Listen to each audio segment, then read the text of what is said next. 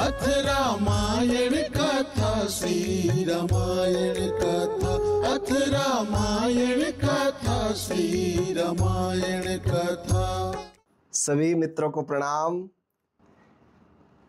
अथ रामायण कथा श्री रामायण कथा। तो पिछले सत्संग में हमने जाना था, जरा उसको मैं एक बार दोहरा दूं आपके सामने, कि जब धरती में असुरों की बढ़ोतरी हो गई, मार काट मचने लगा, हिंसा वृत्ति बढ़ने लगी, दुराचार बढ़ने लगा, तब देवता पीड़ित होकर के भगवान विष्णु के पास गए थे और अपनी परेशानी भगवान विष्णु को उन्होंने सुनाया। आज उसी में आगे बढ़ रहे हैं। देवता कहते हैं भगवान विष्णु से कि प्रभु, ये जो असुर हैं ये किस तरह के स्वभाव वाले हैं? कुछ हैं कट्टर, रटते रहते खुदा, तत्व का नहीं उनको कुछ भी पता, काटना मारना है उनका धर्म, दूसरे को सताना है उनका कर्म। आप देखेंगे दुनिया में धर्म के नाम पर जितनी हिंसा होती है उतना किसी और विषय के नाम पर नहीं होती। धर्म के नाम पर ही सर्वाधिक युद्ध हुए हैं, धर्म के नाम पर लोगों को मारा गया, काटा गया। धर्म की आड़ लेकर के जो दुष्ट प्रकृति के लोग होते हैं उनका लक्ष्य होता है सर्वनाश करना, दूसरों को सताना।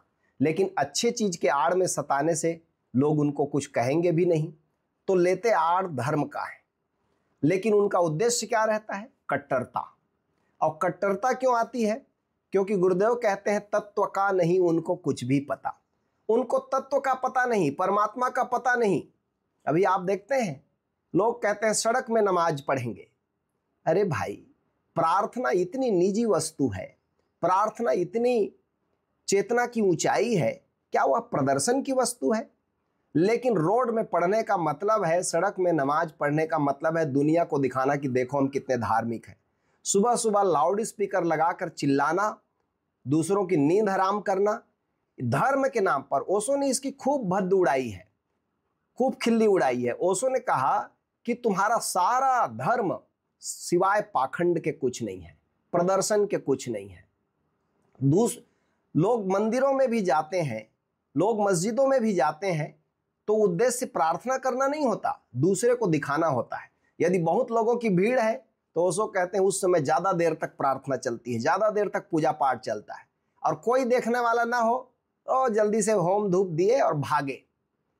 इससे किसको आप खुश करेंगे? कौन इससे खुश होगा? ये असुर वृत्ति है। वेशभूषा किस तरह पहनकर आदमी कर रहा है इसका सवाल नहीं है, ये मूलतः राक्षसी प्रवृत्ति है। कुछ है कट्टर, रटते रहते खुदा, तत्व का नहीं उनको कुछ भी पता, काटना मारना है उनका धर्म, और धर्म की आड़ में कैसे दूसरों की संपत्ति हथिया ले, कैसे दूसरे का नुकसान कर दे। आप देखते हैं कई जगह ऐसी जगह मस्जिद बनेगी जो बीच सड़क में, ऐसी जगह मंदिर बना देंगे जहां लोगों का आना जाना मुश्किल हो जाएगा। ये कौन लोग हैं? ये वही लोग हैं आसुरी प्रवृत्ति के लोग, जिनको तत्व का ज्ञान नहीं है। एक मैथिली शरण गुप्त ने साकेत नाम का महाकाव्य लिखा है, उसमें असुर शासन का उदाहरण देते हुए मैथिली शरण कहते हैं कि असुर शासन शिशिरमय हेमंत है, पर निकट ही राम राज्य वसंत है। असुर शासन क्या है? वो कड़कड़ाती ठंड, दिसंबर जनवरी के महीने में जो ठंड रहती है ना, ऐसे ही है, किसी को चैन नहीं आता। लेकिन पर निकट ही राम राज्य वसंत है। पर ऐसे दुष्टों की जब बढ़ोतरी होती है तो आप निश्चित जान लेना उस समय निराश नहीं होना है, निकट ही राम राज्य का वसंत आने वाला है। और कहते हैं पापियों का जान लो अब अंत है, क्योंकि भूमि पर प्रगटा अनादि अनंत है। और जब जब ऐसा हुआ है, परमात्मा महाचेतना के रूप में भगवान विष्णु किसी न किसी अवतार के रूप में इस धरा पर आते हैं। एक हमारे बड़े प्यारे कवि हुए हैं राजेश जोशी, वो धर्म के इस कट्टरता को उल्लेख करते हुए कहते हैं कि जो इस पागलपन में शामिल नहीं होंगे मारे जाएंगे, कटघरे में खड़े कर दिए जाएंगे। जो विरोध में बोलेंगे, जो सच सच बोलेंगे, मारे जाएंगे। बर्दाश्त नहीं किया जाएगा कि किसी की कमीज हो उनकी कमीज से ज़्यादा सफ़ेद, कमीज पर जिनके दाग नहीं होंगे मारे जाएंगे। धकेल दिए जाएंगे कला की दुनिया से बाहर, जो चारण नहीं, जो गुण नहीं गाएंगे मारे जाएंगे। धर्म की ध्वजा उठाए जो नहीं जाएंगे जुलूस में, गोलियां भून डालेंगी उन्हें, काफिर करार दिए जाएंगे। सबसे बड़ा अपराध है इस समय निहत्थे और निरपराध होना, जो अपराधी नहीं होंगे मारे जाएंगे। ये है असुर शासन कि धर्म का जुलूस निकालो, लोगों को सताओ, धर्म के आड़ पर लोगों को कष्ट दो। इसी राक्षसी स्वभाव वाले व्यक्तियों का रामचरितमानस में गोस्वामी जी ने चित्रण किया है। वो कहते हैं वो लोग कैसे होते हैं, अहंकार और अभिमान से भरे हुए होते हैं, छल कपट और माया का प्रयोग करेंगे, दूसरे को धोखे से फंसाएंगे, क्रूरता उनका स्वभाव होगा, निर्दयता उनका स्वभाव होगा। अभी देखते हैं बांग्लादेश में क्या होता है, मंदिरों पर हमले होते हैं। ये कौन लोग हैं? सींग होने से ही कोई राक्षस नहीं होता, ये सब राक्षस हैं। वासना, लोभ और विषयों में आसक्ति होती है, हठी होते हैं, अधर्म पर अडिग रहते हैं, दूसरे को सताने में उनको रस आता है। यही राक्षसी स्वभाव जब किसी भी युग में बढ़ता है तभी देवता भगवान विष्णु के पास जाते हैं और देवता कहते हैं कि ये असुर जो हैं भगवान, संत की बात कोई सुनता नहीं, वेद उपनिषद कोई गुनता नहीं, प्रभु बतलाएं ऐसे में क्या करें, डाल हथियार दे या उनसे लड़े। ये राक्षस क्या है, ये संतों की बात नहीं सुनते। संत कौन है? संत जो शांत हो गया वो संत है। गोस्वामी जी ने लिखा है रामचरितमानस में कि जो संत है उसकी संगति में व्यक्ति बदलता है, उसकी बात कोई सुने तो व्यक्ति का जीवन बदलता है। गोस्वामी जी ने लिखा, मति की रति गति भूति भलाई, जब जेहि जतन जहाँ ते ही पाई, सो जानब सतसंग प्रभाऊ, लो कहूँ वेदन आन उपाऊ। कहते हैं जब भी किसी ने जीवन में बुद्धिमत्ता पाई, प्रसिद्धि पाई, सद्गति पाई, उन्नति पाई, तब आप निश्चित जानना वो व्यक्ति किसी सत्संग में जाता रहा होगा, तभी उसकी उन्नति हुई है। और गोस्वामी जी बिल्कुल घोषणा करते हैं कि वेद में, उपनिषद में, ग्रंथों में इसी बात की बार बार घोषणा की गई है कि सत्संग का प्रभाव ऐसा है कि व्यक्ति को सब कुछ वहां मिलता है। और कहते हैं बिनु सत्संग विवेक न होई, राम कृपा बिन सुलभ न सोई। और बिना सत्संग के प्रज्ञा नहीं जगती। आप आते हैं समर्थ गुरु धारा में तो आप देखें गुरुदेव कितने तरह से हमारी प्रज्ञा को विकसित करने के लिए उपाय करते हैं। राम कृपा बिनु सुलभ न सोई, और बिना प्रभु के कृपा के ये सत्संग नहीं मिलता। आप अभी मैं माधोपुर में जब सत्र ले रहे थे प्रेम योग का, तो उसमें शब्द में आता है कि परमात्मा ने तुम्हारे ऊपर कृपा की है, इसका कैसे निर्णय करोगे, कैसे जानोगे कि प्रभु की कृपा तुम्हारे ऊपर बरस रही है। एक ही रास्ता है जानने का, यदि आपके जीवन में कोई ब्रह्म ज्ञानी संत, कोई सदगुरु आ गया तो आप जानना निश्चित ही उसकी कृपा से हुआ है। उसकी कृपा के बिना सदगुरु नहीं मिलते। यही गोस्वामी जी कह रहे हैं, बिनु सत्संग विवेक न होई, राम कृपा बिनु सुलभ न सोई।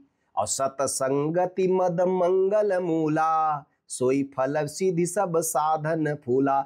सत्संग ही सारे सुखों का आधार है और कोई रास्ता नहीं है। तो पूछा उनने, नारद जी ने भगवान राम को कि प्रभु संत किसको कहेंगे, सत्संग का इतना प्रभाव है, संत की इतनी महिमा है, तो संत कौन है? तो नारद जी ने कहा, संतन के लक्षण रघुबीरा, कहूँ नाथ भव भंजन भीरा। हे प्रभु जरा संत का लक्षण तो बताइए। तो राम जी ने कहा, संत सुन मुनि संतन के गुण कहूँ, तिन्हते मैं उनके बस रहूं। तुमको 2-4 गुण बताता हूं नारद जी, जरा संतों के गुण सुनो। और इसीलिए मैं, दुनिया मेरे वश में रहती है लेकिन मैं संतों के वश में रहता हूं। कहते हैं सट विकार जित अनघ अकामा। वो कौन होते हैं? कहते हैं जो संत होते हैं वे सट विकारों से मुक्त होते हैं। सट विकार कौन है? काम, क्रोध, लोभ, मोह, मद और मत्सर, ये 6 विकारों को जीत लेते हैं। अचल अकिंचन सुचि सुख धामा। और वो कैसे होते हैं? पाप रहित, कामना रहित, निश्चल, स्थिर बुद्धि, अकिंचन अर्थात सर्वत्यागी, बाहर भीतर से पवित्र, सुख के धाम, असीम ज्ञानवान, इच्छा रहित, मिताहारी कम भोजन करने वाला, सत्यनिष्ठ, और कवि होता है, विद्वान होता है, योगी होता है। अमित बोध अनिहमित भोगी, सत्य सार कवि कोविद जोगी। सावधान मानद मदहीना, धीर धर्म गति परम प्रवीणा। हमेशा जागा हुआ होता है, दूसरों को सम्मान देने वाला होता है, स्वयं अभिमान रहित होता है, धैर्यवान होता है, धर्म का तत्व का उसको बोध होता है और आचरण में वो परम निपुण होता है। ऐसा होता है संत का लक्षण। ये भगवान राम ने नारद जी को बताया। गुरुदेव ने इसी सिद्धार्थ रामायण में इसी संत के लक्षण को बहुत सुंदर शब्द में बताया, इसलिए मैं आपको उसको भी शेयर करता हूं। कि भरत जी ने पूछा, श्री सिद्धार्थ रामायण में उत्तरकांड में आता है कि भरत जी ने कहा कि प्रभु, भरत ने कहा संत की महिमा बड़ी, संत कहता है जो सत्संग है वही। संत कौन है, कैसे जाने उसे, क्या है लक्षण जिससे पहचाने उसे। हे प्रभु, उसका लक्षण क्या है, कैसे हम जानेंगे कि कोई संत से हमारा मिलना हुआ है। तो भगवान राम ने कहा भरत जी से, केवल कहता नहीं कथा पुराण है, संत है वही जिसको अनुभव ज्ञान है। पहला लक्षण, जो अपने अनुभव से बोलता है, किसी शास्त्र का आधार लेकर नहीं बोलता, किसी किताब के आधार पर नहीं बोलता, जो बार बार रेफरेंस नहीं देता पुराने किताबों का, ग्रंथों का, अपने अनुभव से बोलता है। केवल कहता नहीं कथा पुराण है, संत है वही जिसको अनुभव ज्ञान है। जग में रहकर भी जग में रहता नहीं, जैसे कमल जल से चिपकता नहीं। जैसे कमल को जल छूता है फिर भी उसमें नहीं चिपकता, ऐसे ही संत संसार में रहते हुए भी संसार के कलमश से, संसार के दोषों से अलिप्त रहता है। और क्या होता है संत, कहते हैं उमंग हृदय में सदा, मन में उत्साह है। सदा उमंगित हृदय, सदा मन में उत्साहित, उमंग हृदय में सदा, मन में उत्साह है। संत को अन्यथा की नहीं चाहा है, कुछ और नहीं चाहता, प्रभु की खुशी में राजी रहता है। पर निंदा नहीं रास आती उसे, सब में प्रभु देखता बुरा किसको कहे। उसको तो सब में ईश्वर दिखाई पड़ता है, वो किसको बुरा कहेगा। उसको रावण में भी राम नजर आता है, रावण के हृदय में बैठा हुआ चैतन्य ही राम है, ये दिखाई पड़ता है, किसको बुरा कहे। और संत का क्या लक्षण है, कहते हैं जिसने जीता मन स्वयं का मित्र है, जिसने जीता न मन स्वयं का शत्रु है। इस संसार में एक ही पैमाना है नापने का, जिसने अपने मन को जीता वो मित्र हो गया अपना, जिसने अपने मन को नहीं जीता, मनमुख होकर जिया, वो स्वयं का ही शत्रु है। जो निर्द्वंद सुख दुख में समान है, संत वह जिसे आत्मा का ज्ञान है। संत वही है जो आत्मा को जानता है, मानता नहीं है, अनुभव से बोलता है। ऐसे संतों की भी असुर लोग सुनते नहीं। ये कह रहे हैं ये संत संसार को सुंदर बनाने आते हैं, ये संसार को रुचि योग्य, जीने योग्य बनाने आते हैं। लेकिन असुरों का लक्षण क्या है, यही देवता कह रहे हैं कि प्रभु संत की बात कोई सुनता नहीं, वेद उपनिषद को कोई गुनता नहीं। वेद उपनिषद क्या है, सनातन धर्म के धरोहर ग्रंथ हैं। वेदों में ऋग्वेद, यजुर्वेद, सामवेद और अथर्ववेद, ये जो हैं ये ज्ञान, कर्म और उपासना के रहस्य को बताने वाले शास्त्र हैं। परम गुरु ओशो ने अपने प्रवचनों में उन सब को सार लेकर बोला है। आप ओशो के उपनिषदों पर व्याख्या पढ़िए, गीता पर व्याख्या पढ़िए और आप पाएंगे कि सारे उपनिषदों का, वेद का सारांश आपने जान लिया। इसलिए तो आज के युवा सबसे ज्यादा पसंद करते हैं ओशो के साहित्य को। ये जो उपनिषद हैं ये उसी वेद के उत्तर के भाग हैं, इसलिए उनको वेदांत कहा गया उपनिषदों को। ये ज्ञान के सर्वोच्च स्रोत हैं, ये ब्रह्म और आत्मा के रहस्य को उद्घाटित करते हैं। परम गुरु ओशो ने कहा कि जितना सत्य को स्पष्ट रूप से उपनिषदों में कहा गया है उतना दुनिया के किसी भी शास्त्र में नहीं कहा गया है। इसलिए माउंट आबू में परम गुरु ओशो ने कम से कम 8 उपनिषदों पर अपना प्रवचन दिया। 8 बार माउंट आबू गए और प्रवचन दिया। आप उन उपनिषदों को पढ़िए, घर में रखिए और देखिए वो जो भारत का साहित्य का सार है, धर्म का सार है, वो आपके घर में होगा। गुरुदेव ने उनका काव्यानुवाद किया है, ईशावास्य उपनिषद का किया है, श्रीमद् भगवत गीता का किया है। अब तो हम लोग चाहते हैं हर घर में ये वेद, ये उपनिषद, ये रामायण, ये ग्रंथ रहने चाहिए। हमारे बच्चों को सोची समझी साजिश के तहत इन सब चीजों से काट कर रखा गया और परिणाम क्या हुआ, बच्चे आपके हैं, लेकिन मन से धीरे धीरे वो ऐसी प्रवृत्ति, असुर प्रवृत्ति की ओर चले जाते हैं, क्योंकि उनको संस्कार देने का जिम्मा हमारा था, वो हम नहीं दे पाए। अब फिर से गुरुदेव इस आंदोलन को शुरू कर रहे हैं कि सनातन धर्म के घर में पैदा हुए बच्चे को अपने आर्ष ग्रंथों को पढ़ना चाहिए, अपने आदर्श ग्रंथों को पढ़ना चाहिए। रामायण है, श्रीमद् भागवत है, गीता है, उपनिषद है। इनको उपनिषद क्या करते हैं? सीधी सीधी घोषणा करते हैं, अहम ब्रह्मास्मि तत्त्वमसि श्वेत केतु सर्वम इदं खलु ब्रह्म। ऐसी घोषणा दुनिया के किसी शास्त्र में नहीं है कि तुम अपने को जानो और जानकर ये घोषणा करो कि तुम ही ब्रह्म हो और ये सारा जगत ब्रह्म है। सर्व खलविदम ब्रह्म, सब कुछ ब्रह्म है, ब्रह्म के अलावा कुछ भी नहीं है। वेद हमें बाह्य जीवन के लिए कर्म और उपासना का मार्ग दिखाते हैं और उपनिषद हमें आंतरिक जीवन के लिए ज्ञान और आत्मबोध की ओर ले जाते हैं। इसलिए वेद और उपनिषद को जो घर में रखा नहीं जाएगा, पढ़ा नहीं जाएगा, वो अनजाने उस घर के लोग धीरे धीरे असुर प्रवृत्ति की ओर चले जाते हैं। ये दोनों का अंतिम उद्देश्य वेदों का और उपनिषदों का है मोक्ष, यानी आत्मा की परम शांति, ब्रह्म में लीनता। और इसीलिए वेद और उपनिषद को सनातन धर्म में सर्वोच्च ग्रंथ के रूप में रखा गया।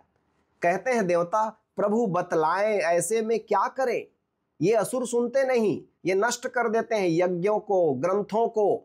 आपको मालूम है नालंदा के विश्वविद्यालय में इतना बड़ा ग्रंथागार था, एक आक्रमणकारी मुसलमान आया और उसने नालंदा विश्वविद्यालय के ग्रंथागार में आग लगवा दिया। कितनी किताबें थी उस ग्रंथागार में, हजारों साल पुरानी। 6 महीना तक आग जलता रहा, किताबें जलती रही। थोड़ी किताबें होती तो बुझ जाता, 6 महीना तक आग लगी रही। वो सारा भारत की बौद्धिक संपदा, आत्मिक संपदा को नष्ट कर दिया। मूढ़ थे, आक्रमणकारी, कबीलाई जीवन जीते थे और खुदा खुदा खुदा कह रहे हैं और नष्ट कर दिया भारत की संस्कृति को। अब आपका और हमारा जिम्मा है, सबका जिम्मा है कि इस सनातन संस्कृति को फिर से आगे बढ़ाएं। इसी के लिए गुरुदेव हम लोगों को तैयार कर रहे हैं कि अनुभव ज्ञान हो तुम्हारे पास और सनातन ग्रंथों का धरोहर हो तुम्हारे पास, तो तुम फिर से अपने पुराने वैभव को लौटा सकते हो। इसको हम कहते थे देव संस्कृति। कहते हैं ना, ये देवता कहते हैं प्रभु बतलाएं ऐसे में क्या करें, डाल हथियार दें या उनसे लड़ें। नहीं, हथियार नहीं डालना है। उस समय भगवान विष्णु ने भी देवताओं को कहा कि नहीं जी, हथियार नहीं डालना है, लड़ना है, लेकिन परमात्मा के साथ होकर लड़ना है। अहंकार से नहीं लड़ना है, उन्हीं की भाषा में नहीं बोलना है, एक दूसरी भाषा बोलनी है। देव संस्कृति को फिर से स्थापित करना है।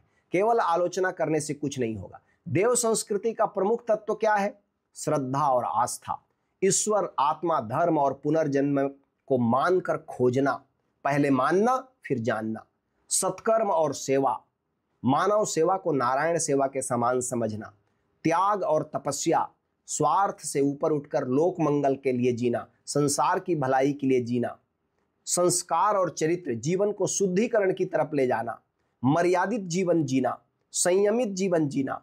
प्रकृति का पूजन करना, नदियों, पेड़ों, पर्वतों, पशु पक्षियों के प्रति श्रद्धा रखना, ये देव संस्कृति थी। लोग धीरे धीरे कम्युनिस्ट विचार, वामपंथी विचार, जिहादी विचार आया और हमने कहा कि नहीं, मनुष्य के अलावा सब हटे। पेड़ पौधे, प्रकृति, नदियों को गंदा कर दिया, पेड़ पौधे काट डाले गए, पर्वतों को नुकसान पहुंचाया, मांसाहार के लिए निरीह पशुओं को मारा। ये असुर संस्कृति है। हमें फिर से देव संस्कृति लानी है। और ज्ञान और ध्यान, आत्मचिंतन, अध्ययन, ब्रह्म ज्ञान की खोज, ये सनातन धर्म का मूल स्वर है। सामूहिक जीवन, परिवार में जिएंगे, समाज में जिएंगे और विश्व कल्याण के लिए जिएंगे। ये देव संस्कृति को फिर से स्थापित करना है। देव संस्कृति का आदर्श वाक्य क्या है? कृण्वन्तो विश्वम आर्यम, सारे विश्व को श्रेष्ठ बनाओ, आर्य बनाओ। ये ऋग्वेद की घोषणा है। कृण्वन्तो विश्वम आर्यम, पूरे सृष्टि को, पूरे विश्व को श्रेष्ठ बनाओ, आदर्श बनाओ। देव संस्कृति ही वह जीवन शैली है जो मनुष्य को मानव से महामानव और अंततः देव बनाने की प्रक्रिया में संलग्न करता है और अंततः मुक्ति के मार्ग पर ले चलता है। देवताओं ने कहा, ये सब शिकायत किया, भगवान विष्णु का हृदय द्रवित हो गया। उन्होंने कहा, विष्णु ने तब कहा, देवताओं सुनो, लूंगा अवतार मैं चंद धीरज धरो, बस थोड़ा धैर्य धरो देवताओं, मैं जल्दी ही अवतार लेकर आऊंगा। धरा पर पाप का बोझ बढ़ता है जब, हे सुरों मुझे जाना पड़ता है तब। ये भगवान विष्णु की घोषणा है। जब जब अनबैलेंस होगा, असुर चित्त वाले लोग बढ़ेंगे, तब तब कोई महाचेतना भगवान विष्णु के रूप में आती है और फिर से उसको बैलेंस करती है, फिर से उसको संतुलित करती है। इसीलिए भारत में, हमारे सनातन धर्म में अवतारवाद की धारणा है कि जब जब होई धर्म की हानि, गोस्वामी जी लिखते हैं, जब जब होई धर्म की हानि, बाढ़हि असुर अधम अभिमानी, तब तब धरि प्रभु मनुज शरीरा, हरहि दया निधि सज्जन पीरा। वो हमेशा आते हैं। भगवान कृष्ण ने स्वयं अपने श्रीमुख से घोषणा की श्रीमद् भगवद गीता में, यदा यदा हि धर्मस्य ग्लानिर्भवति भारत, अभ्युत्थानम अधर्मस्य तदात्मानं सृजाम्यहम्, परित्राणाय साधूनां विनाशाय च दुष्कृतां, धर्म संस्थापनार्थाय संभवामि युगे युगे। हे अर्जुन, मैं हर युग में आता हूँ।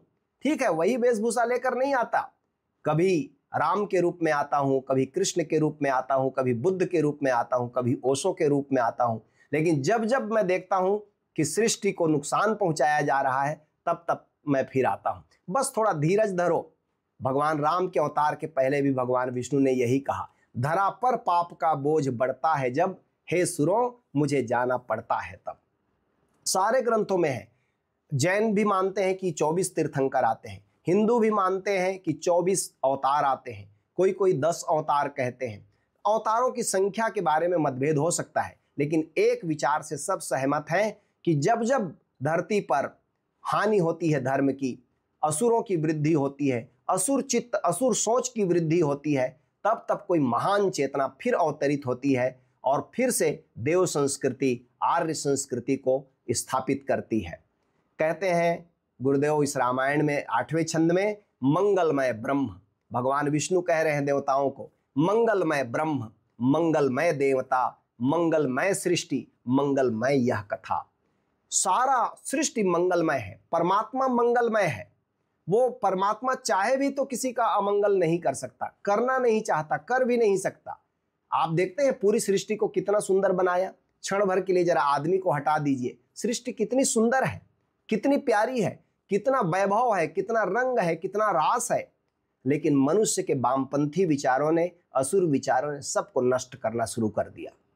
ये चेतना के जगत में सबसे बड़ी हानि है। मंगलमय ब्रह्म, मंगलमय देवता और देव शक्तियां मंगलमय है। इसलिए सनातन धर्म में हम देवी देवताओं की भी पूजा करते हैं। देवी देवता कौन है? वे अशरीरी उच्च कोटि की चेतनाएं हैं जो कभी मनुष्य शरीर में थी, लेकिन अपने चेतना को विकसित कर लिया उन्होंने। वो परोपकारी हैं, भला करते हैं, मदद करते हैं। और इसलिए वेदों में मुनियों ने, ऋषियों ने, ज्ञानियों ने देवों को बड़ा मूल्य दिया। ओशो खुद कहते हैं कि वेदों को पढ़ो तो लगता है कि ऋषि मुनि सब देवताओं से बातचीत कर रहे हैं, ऐसे लगता है कि देवता धरती में चलते हैं, उनसे मिलते जुलते हैं। लेकिन कालांतर में क्या हुआ? भूत प्रेत ज्यादा बढ़ गए, असुर प्रवृत्ति के लोग ज्यादा बढ़ गए और देवता पर लोग विश्वास करने को डरने लगे। लोग सोचने लगे ये तो कल्पना है। कल्पना कैसे होगी? अस्तित्व में जो भी श्रेष्ठ है वो मौजूद है। मंगलमय ब्रह्म, मंगलमय देवता, मंगलमय सृष्टि, मंगलमय यह कथा। इसलिए तो भगवान राम के समकालीन होकर ही महर्षि वाल्मीकि ने उन्हीं के जीवन काल में रहते हुए ये रामायण का दिव्य ग्रंथ रचा। आप सोचिए कितनी बड़ी बात है। खुद राम उस जीवन को जी रहे हैं और इधर वाल्मीकि महाकाव्य के रूप में उसको लिख रहे हैं। उन्हीं के समकालीन थे, वही उपजीव्य ग्रंथ है। उसी रामायण से फिर दुनिया के अनेक रामायण लिखे गए। भगवान विष्णु कहते हैं देवताओं को, जगत द्वंद्वात्मक है, ऐसा कहते सभी। जो द्वंद्वात्मक है, देवता है तो असुर भी होते ही हैं, लेकिन अनबैलेंस नहीं होना चाहिए, असंतुलित नहीं होना चाहिए। जगत द्वंद्वात्मक ऐसा कहते सभी, सत्य है जीतता धर्म नीति यही। लेकिन हमेशा जीत किसकी होगी? सत्यमेव जयते। सत्य शुरू में पराजित होता हुआ मालूम पड़ता है, लेकिन अंततः विजय सत्य की होती है।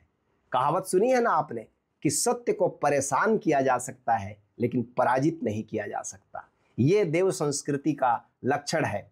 और इसलिए रामायण में, रामचरितमानस में गोस्वामी जी ने लिखा, मंगल भवन अमंगल हारी, द्रवहु सुदशरथ अजिर बिहारी। दशरथ जी के आंगन में मंगल के मूर्ति भगवान विष्णु के अवतार श्री राम जी विचर रहे हैं। ये जगत, ये संसार जब जब अवतार आते हैं फिर से जीने का मन करता है, फिर से देव संस्कृति ऊपर उठती है।